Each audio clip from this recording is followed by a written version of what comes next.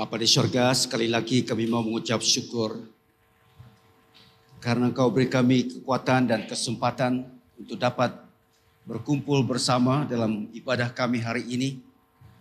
Dan khususnya sekarang bila kami persiapkan diri kami untuk mendengar firman Tuhan. Semoga firman Tuhan yang disampaikan ini tidak keluar dengan sia-sia, melainkan akan menggenapkan maksud penyampaiannya dan akan berbuah lebat dalam hidup kami sesuai dengan kehendak dan rancangan. Kami tidak lupa juga berdoa Tuhan untuk orang tersayang yang kami tinggalkan di rumah, bahkan harta benda kami.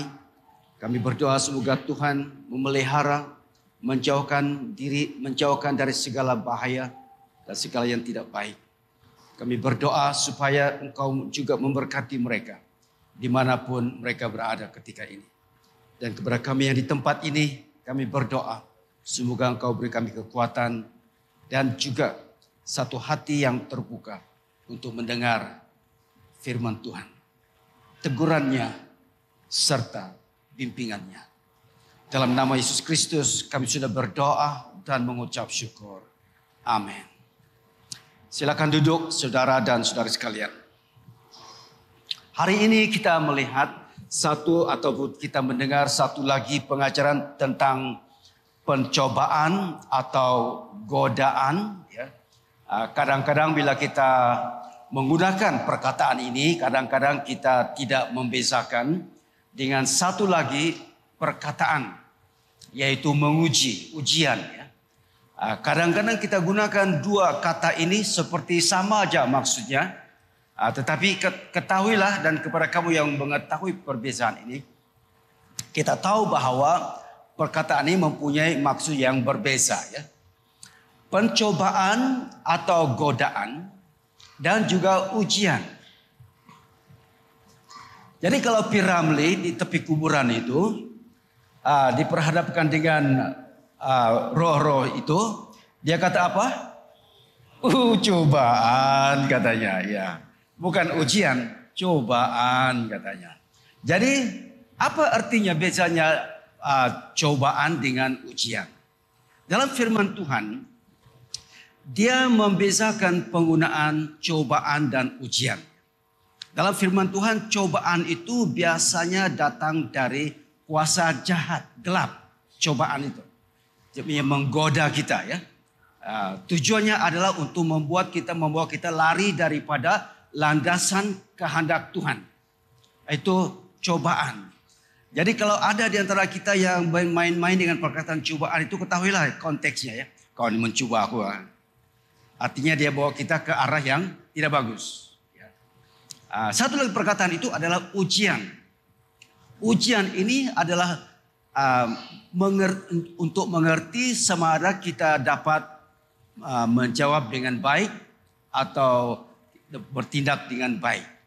Jadi Allah menguji iman Abraham, ya.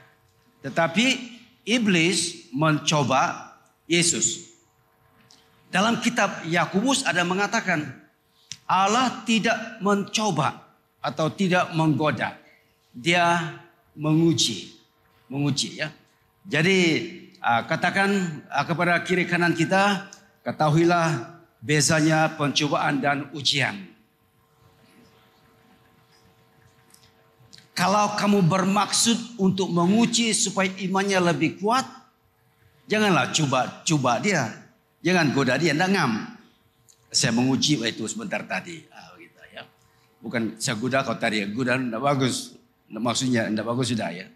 Hari ini apa yang kita belajar adalah perkataan coba, mencoba. So dalam kehidupan kita tidak lari daripada dicobai, digodai. Mata kita, hati kita, bahkan kita punya naluri, bahkan kita punya taste. Taste. Apa dia? Cita rasa kita, ya. Cita rasa kita sedap dan tidak sedap, pahit dan tidak pahit, memeningkan kepala dan tidak memeningkan kepala. yang membuat kita memugamut dan tidak memugamut. Itu rasa ya. Jadi hari ini mari kita lihat, kita semua tidak terkecuali daripada cobaan. Tetapi kalau kita mau gembelingkan dua ayat ini, haraplah ya, pencobaan itu akhirnya melepaskan kita daripada kejahatan. Anggaplah itu sebagai satu ujian. Kalau kamu punya gaji diturunkan, ujian, kau bilang, bukan cobaan. Kalau tunangmu terputus, ujian, bilang, bukan cobaan. Ya. Kalau kau diturunkan pangkat, ujian. Kalau kau betul-betul tahu itu, maksud itu kita akan merasa lebih bertenaga untuk kehidupan kita.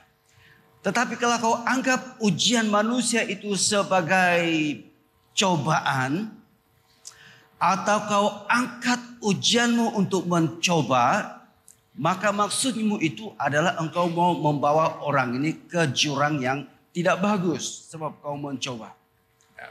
Jadi saudara-saudara sekalian, ada besarnya rupanya di antara perkataan coba ini, goda ini dengan ujian.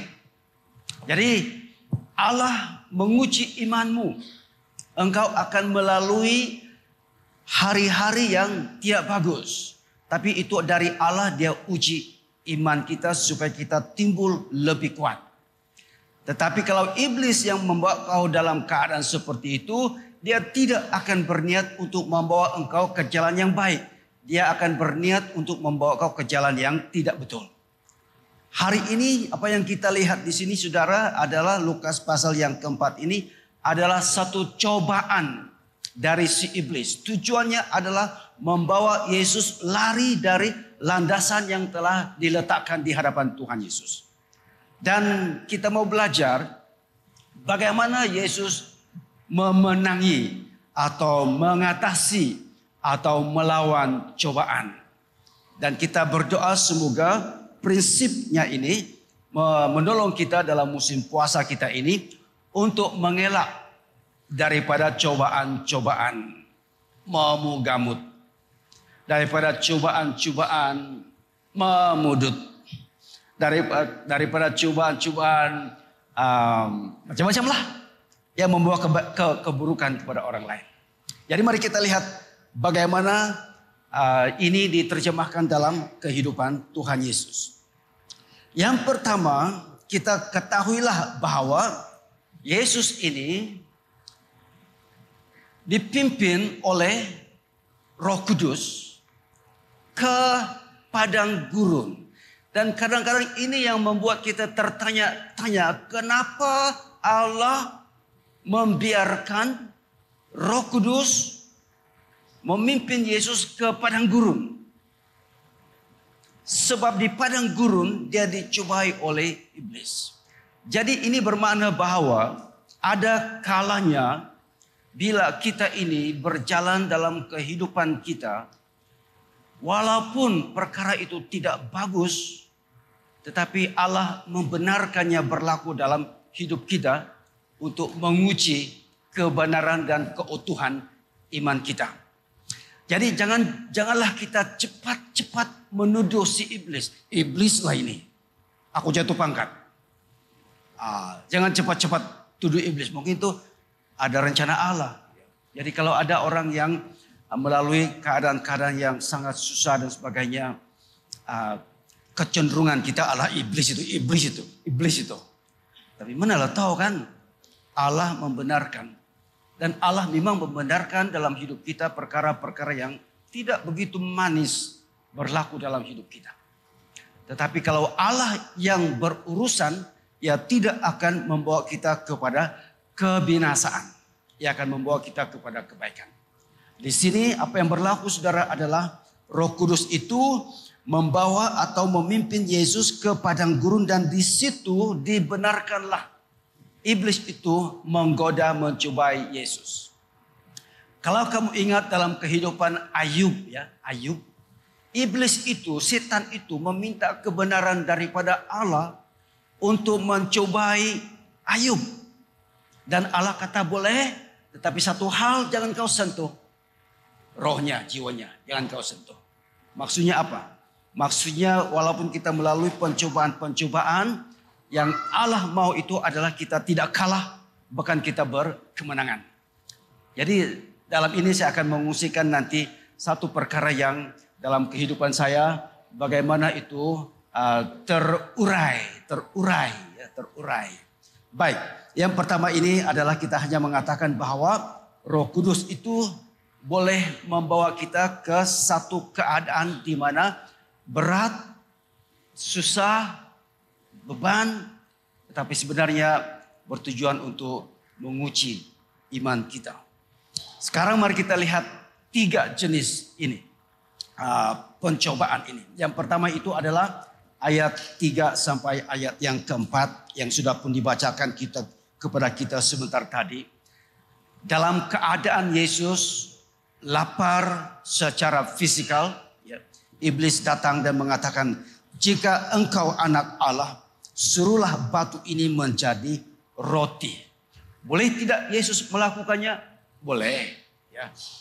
Kemudian hari kan kita dapati bahwa Yesus sedang melalui satu tempat dan ada satu pokok yang tidak berbuah. Dan Yesus mengatakan mulai hari ini engkau tidak akan berbuah lagi. Dan selepas itu mereka lalu tempat yang sama. Mereka dapati pokok itu sudah layu kan. So Yesus boleh melakukannya. Ada suatu hari Tuhan Yesus, orang-orang yang bersama dengan Tuhan Yesus bercakap tentang membayar cukai. Dan Yesus kata, pergilah kepada ikan itu. Dalam ikan itu kau ambil duit. Dia boleh lakukan. Ya, suatu hari Yesus berada di laut Galilea. Dan ombak kencang kita lihat minggu lepas. Dan Yesus kata diam. Dan laut itu diam dan tenang. Kau pikir di sini Tuhan Yesus tidak boleh mengubah batu itu menjadi roti? Boleh. Tetapi tujuan iblis itu adalah untuk merosakkan landasan Tuhan Yesus. Itulah pencobaannya. Bukan untuk membuat Yesus lebih kuat dalam imannya, bukan. Dan kadang-kadang inilah pelajaran daripada kita. Ada perkara-perkara yang boleh terjadi kepada kita bertujuan untuk kebaikan. Ada perkara-perkara yang berlaku kepada kita bertujuan untuk kejahatan. Jadi kalau kamu mau mencobai kawan-kawan kamu untuk kejahatan, kamu boleh buat. Kalau dia buat itu, dia jatuh. Atau kita boleh uji kawan-kawan kita berbuat sesuatu, kalau dia buat itu ujiannya adalah imannya menjadi lebih. Di sini bagaimana kita boleh melawan kalau kita tahu itu adalah dari setan. Yesus menjawabkan, ada tertulis manusia hidup bukan dari roti saja. Banyaklah yang kita boleh cakap tentang ayat ini. Tapi satu perkara yang kita mau fokus adalah keperluan kita. Keperluan jasmani kita. Yang di sini adalah jelas keperluan Tuhan Yesus untuk makan. Yang perlu bagi Yesus pada waktu itu adalah untuk makan. Supaya perutnya terisi. Supaya dia akan, tenaganya itu akan dipulihkan. Nomor 1 yang Yesus perlukan di sana selain minum ya, adalah untuk mendapat sesuatu untuk makan. Dan alangkah convenientnya, alangkah mudahnya bagi Yesus untuk mendapatkan makanan. Tapi sumbernya dari siapa? Itu yang dia perlu ketahui. Kalau dia ubah batu itu menjadi roti, artinya dia mengalah kepada perintah setan. So dia gunakan firman Tuhan. Ada tertulis bahwa manusia hidup bukan dari roti saja. Apa kesimpulannya? Kesimpulannya adalah kita boleh saja berhadapan dengan cobaan. Bukan ujian. Cobaan berdasarkan keperluan rohani kita. Kita boleh menipu orang karena keperluan kita. Itu tidak membawa kita kepada kebaikan. Kita boleh bunuh orang karena keperluan kita. Itu tidak boleh membawa kita kepada kebaikan. Kan banyak cerita kan orang miskin membunuh karena dia mau makan. Tapi hasilnya tidak baik. Ada orang kan mencuri karena keperluan mau makan. Curi gula-gula di supermarket MU kah begitu. Yang kerja di MU sini hati-hati ya. Orang Kristen tidak buat begitu. Ya curi sardin, taruh di bagnya. Dan kau tanya, kenapa kau buat itu? Aku tiada duit, betul kesempitan tahu mengaku. Apa kau buat? Ya. Jadi saudara, ini walaupun keadaan ini seperti dibuat-buat ya, theoretical saja. Tetapi itulah maksudnya. Orang boleh melakukan sesuatu yang jahat karena memenuhi keperluan fisikalnya. Ya. Dan kalau dia buat itu, dia salah. Walau apapun, mencuri itu salah kan. Kadang-kadang kita juga mempertahankanlah orang-orang yang kedapatan mencuri sardin, kemudian dibawa ke mahkamah, kena penjara. Kita pertahankan orang itu kan. Ada cerita begitu kan. Adalah cerita seperti itulah. Dan kita bilang, orang yang mencuri 1 tin sardin ini masuk penjara. Orang yang mencuri berbilion-bilion boleh keluar penjara, kita bilang kan. Ada juga kita cakap begitu kan. Tapi kita ketepikan dalam senario seperti itu. Kita kembali kepada ini. Yesus ini memerlukan makanan. Tetapi perintah untuk mengubah batu itu menjadi roti bukan dari Tuhan. Tetapi dari iblis. So dia tahu, dia tidak buat. Dan dia ambil firman Tuhan. Manusia hidup bukan dari roti saja. Ada satu ayat lagi, dia kata, carilah dahulu kerajaan Allah, maka semuanya ini akan ditambahkan kepadamu.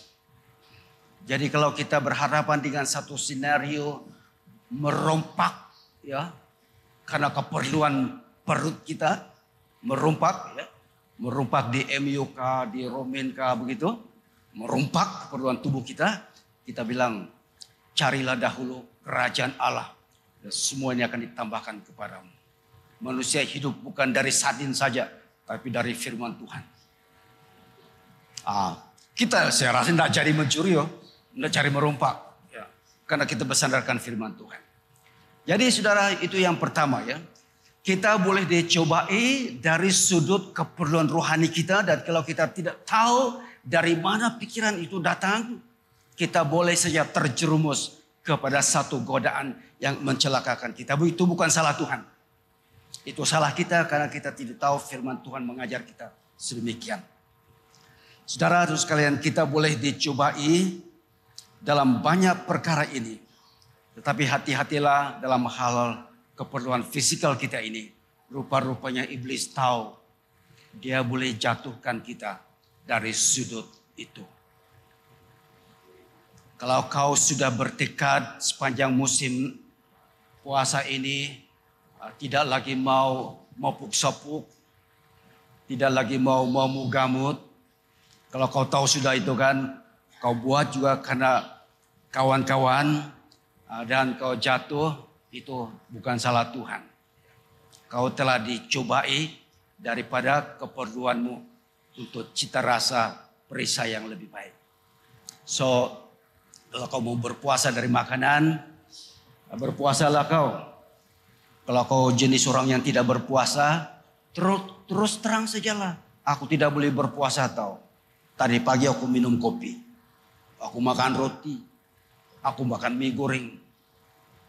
Tengah hari nanti lambat aku pulang ini dari gereja sebab selalunya jam 1 baru habis. Jadi aku makan juga. Gitu kan, terus terang aja. Tuhan tahu bahwa itu isi hatimu. Yang penting hatimu dengan Tuhan betul. Tetapi karena ini bulan puasa, terai-terai lah Pak. Ini kali walaupun jam 1:30 baru siap kebaktian. Sebab asli dengan kubah panjang-panjang. Tapi aku tidak akan terjerumus dalam godaan ini. Sebab aku sudah bertekad berjanji sama Tuhan. Aku mau puasa ini kali tengah hari. Kau bilang, kau akan keluar dari itu lebih segak kau, lebih handsome kau lagi, lebih cantik lagi kau itu. Karena kau bertahan dan menang atas puasa.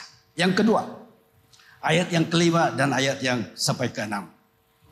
Kemudian setan membawa Yesus ke suatu tempat yang tinggi dan dalam sekejap mata ia memperlihatkan kepadanya semua kerajaan dunia.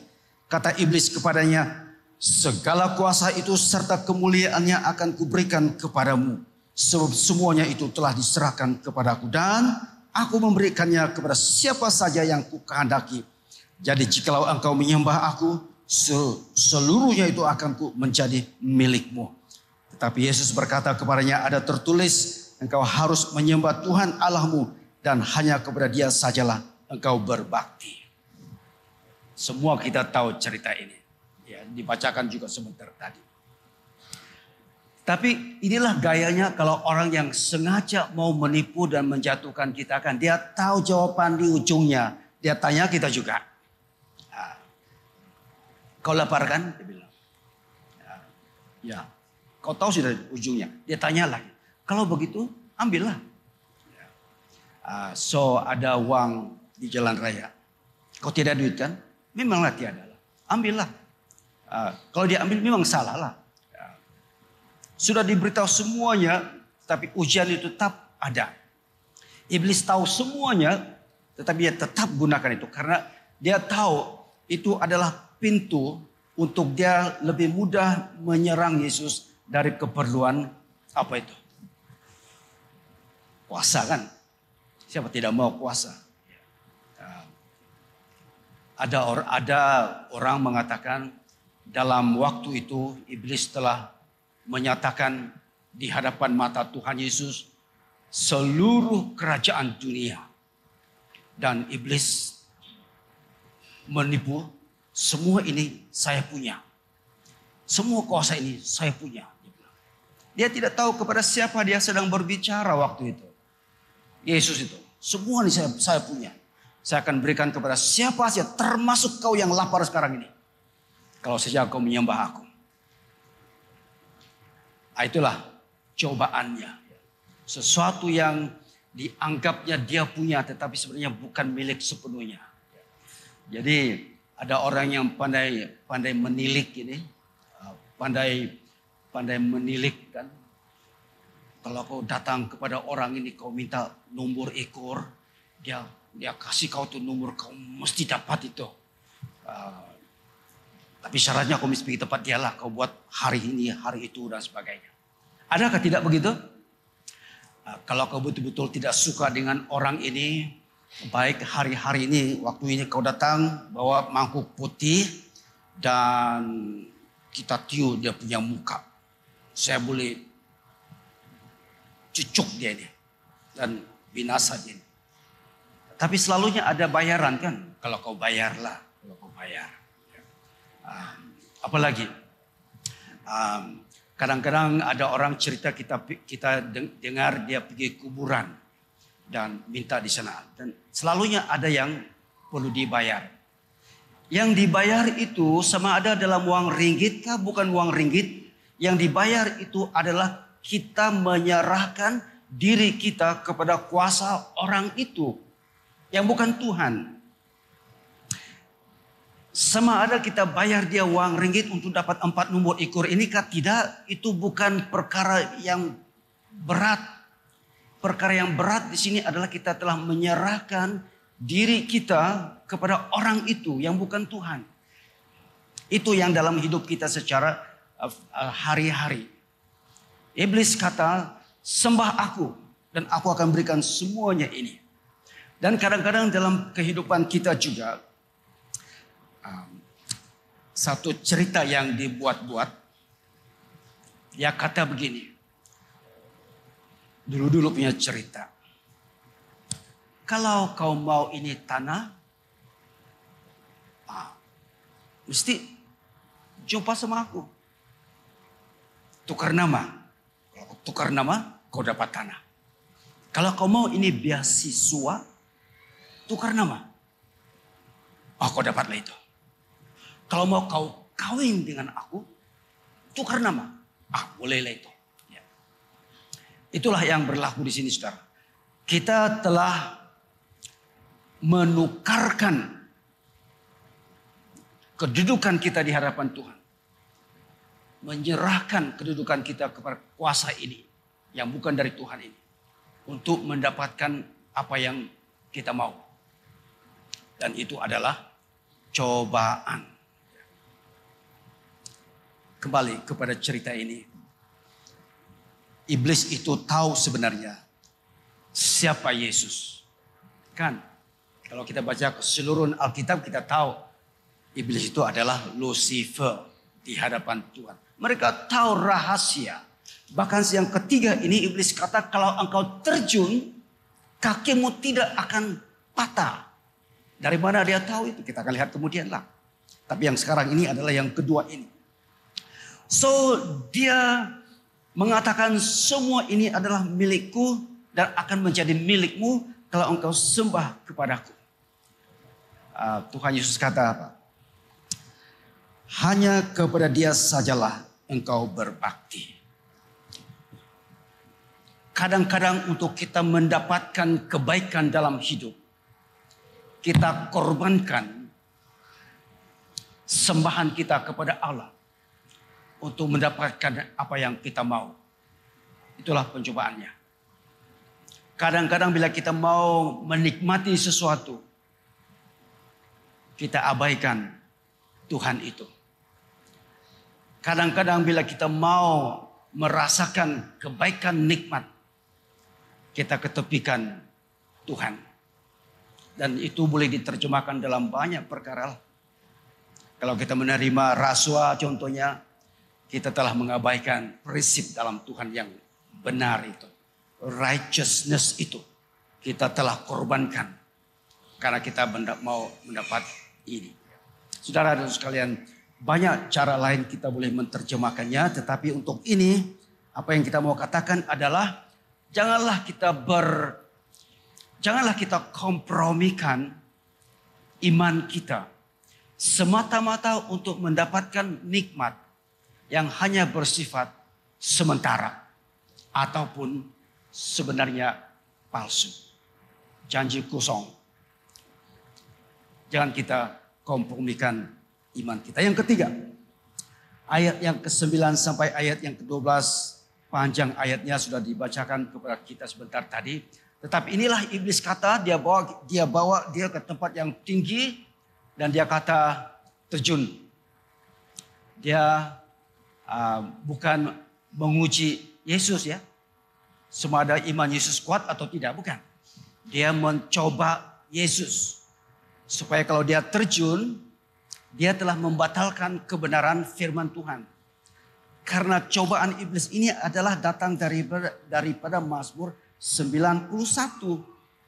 Ada dalam Alkitab. Kamu boleh bacalah itu. Bahwa Allah akan menolong supaya kaki pun tidak terhantam dan tidak akan pecah. Iblis menggunakan itu. Dia tahu itu dalam Yesus. Itulah kebenarannya. Dia tahu. Dia gunakan itu untuk Yesus. Saya tidak tahulah, kadang-kadang ada orang yang mencoba kita kan menggunakan apa yang memang ada pada kita. Dia suruh kita guna kuasa yang ada pada kita untuk kejahatan. Kalau kita buat itu, kita jatuh seluruhnya. Kita tidak ada credibility berdiri sebagai tonggak kebenaran. Karena kita telah mengorbankan prinsip kita sendiri. Bagaimana kita jatuh? Orang coba kita untuk gunakan kuasa yang ada pada kita. Tetapi dengan menggunakan kuasa itu, dia telah kehilangan credibility-nya. Nah, di sini Yesus, kalau dia terjun, saya pasti dia seperti Superman. Dengan jubahnya belabu, lebar, pelan-pelan jatuh. Dan kakinya pelan-pelan touching, menyentuh tanah. Dan kalau Yesus mau lagi tunjukkan kepada si setan, dia akan buat batu-batu yang lain berterbangan. Mengenak kepala si setan itu. Dan setan terkejut. Tengok Tuhan Yesus, tidak patah kakinya. Dia bilang, tapi kau tahu semua itu adalah ujian saudara dan saudara sekalian. Ini adalah soal kita menyalahgunakan iman kita. Tuhan tetap menolong kita. Tapi seolah-olah kita tidak percaya itu dari Tuhan. Kita bukan uji. Kita coba. Betulkah tidak? Jadi tadi kan awal-awal tadi saya telah mengatakan bahwa saya akan berkongsi tentang satu perkara dalam hidup saya kan. So saya berkongsi tadi dalam bahasa Inggris. Saya bilang, bila saya bercakap tentang House of Angels, aku bilang, yang Tuhan akan, sebab ini adalah visi dari Tuhan, dia akan menyediakan segalanya. If it is God's vision, God will provide the provision. Kalau ini adalah dari Tuhan, Tuhan akan menyediakan segala perkara yang diperlukan untuk bina House of Angels ini. Aku bilang tadi, dan aku cakap sekarang. Bila aku cakap begitu, aku bilanglah. Bila aku cakap begitu, mungkin ada orang akan mengatakan kepada saya, itukah imannya? Betulkah dari Tuhan? Dia cakap begitu supaya kita kasih duit sama gereja. Dia guna kita untuk bagi uang sama gereja. Tahu-tahu bukan dari Tuhan pasal dia saja rupanya. Dia ini telah salah gunakan iman untuk membuyuk sama kita semua. Kasih duit. Aku bilang sama dia orang tadi pagi. Aku cakap juga sekarang lah di sini. Adakah kamu pikir? Adakah? Sikit pun, tapi adakah? Itu saya banyaklah, sikit saja. Adakah kamu pikir, bila saya bercakap tentang House of Angels ini, adakah kamu pikir dia ini dia punya pikirannya sendiri, jadi dia tipu kita, dia buyuk kita kasih duit. Dia ini menyalahgunakan iman yang ada padanya untuk membuyuk sama kita. Kasih duit. Adakah kamu pikir begitu? Janganlah angkat tangan kan. Ya, aku tahu tiada orang cakap begitulah di sini. Tapi aku bersedia juga kalau ada orang cakap begitu. Jadi aku bilang sama dia orang lah sana yang bahasa Inggris itu. Aku bilang sama dia orang. Jadi aku bilang, aku lebih rela takut kepada Tuhan daripada takut kepada manusia. Aku lebih rela takut kepada Tuhan karena visi ini dari Tuhan aku harus laksanakan. Aku lebih rela takut kepada Tuhan sebab saya tahu ini dari Tuhan. Aku bilang sama dia orang di sana tadi pagi. Daripada aku takut kepada manusia, tuduh aku salah gunakan gereja, salah gunakan uang gereja, salah gunakan iman saya. Aku bilang sama diorang tadi, sana. Aku bilang, aku tengok lagi diorang bicara. Aku tengok lagi kiri kanan, aku tengok kanan, aku tengok kiri pun aku tengok. Aku tengok adakah yang menunduk kepala kah atau mengangguk-angguk kah begitu. Sambil sekarang aku cakap ini pun aku tengok kamu juga. Ada yang kamu bersorak sama aku begitu. Ada orang yang macam senyum-senyum macam Cikgu Victor, senyum-senyum macam begitu. Kita kembali di sini lah. Jadi Yesus ini kalau dia ikut saranan setan itu, dia telah menyalahgunakan janji Tuhan. So jangan kita salah gunakan janji Tuhan, jangan kita kompromi, melainkan kita harus tahu bahwa dalam kita menghadapi cabaran-cabaran dan juga ujian-ujian sekalipun, pencobaan lebih-lebih lagi, mari kita ikut cara Tuhan Yesus. Dia gunakan firman Tuhan. Saudara sekalian, saya tahu di antara kita, bukan di sini saja, ramai orang, bila dia berhadapan dengan pencobaan-pencobaan ini, dia susah untuk menghadapinya. Jadi kita perlu bantu mereka ini. Memberi mereka ini satu confidence, keyakinan yang Tuhan akan pelihara kamu. Ya. Walau apapun yang akan terjadi, Tuhan akan pelihara kamu. Ya. Sebab Bapak kita ini adalah Bapa yang baik. Dia mengerti bahasa tetesan air mata. Kalau kau sengsara karena hidup dalam dunia ini, dia mengerti bahasa itu. Yang tidak akan tinggalkan kamu sendirian, saudara. Mari kita berdoa. Bapa di surga, kami bersyukur karena Engkau Allah yang baik. Engkau mengerti kesengsaraan kami, khususnya dalam bulan puasa ini, di mana kami bertarung, bergumul dengan banyak cabaran. Tapi kami berdoa dan kami bersyukur karena Engkau sentiasa ada dalam semua keadaan. Dalam nama Yesus Kristus, kami sudah berdoa. Amin. Engkau Bapa yang mengasihiku, tak kau pandang bentuk dan rupaku. Engkau mengasihiku dengan sepenuh hati, tak pernah sama seperti dunia ini. Engkau Bapa yang mengajarku melewati badai langit biru. Kau yang buatku terbang bagaikan raja-wali, mengatasi segala pencobaan. Kau Bapa-Ku yang baik, mengerti bahasa titisan air mata, tak kau biarkan ku berjalan sendirian, sebab kau Bapa-Ku yang baik. Kau sungguh baik.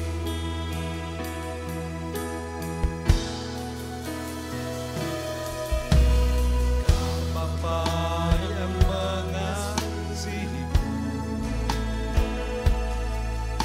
tak kau pandang bentuk dan rupaku.